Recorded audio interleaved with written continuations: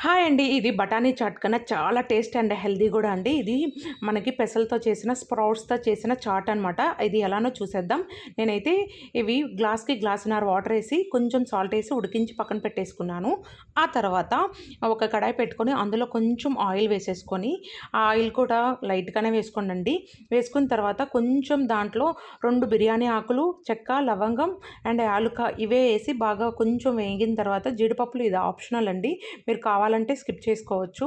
ఆ తర్వాత onions and టమోటాలు ఇవి బాగా మగ్గిన తర్వాత కొంచెం కొత్తిమీర, కరివేపాకు నా దగ్గర కొత్తిమీర లేదు. ఇది మా కూర కారం ఏసాను. అందులోనే మసాలాలుంటాయి.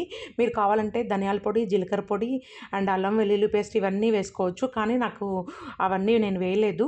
నేను ధనియాల పొడి, జీలకర్ర పొడి, చాట్ మసాలా అంతే అండి. ఆ టేస్ట్ రావడానికి మెయిన్ ఇంగ్రీడియెంట్స్ ఇవే. గరం మసాలా ఇవి వేసి బాగా మనం ఉడికిచ్చింది ఒక 15 మినిట్స్ ఉడికిచ్చామంటే అంతే. వేడి వేడి చాట్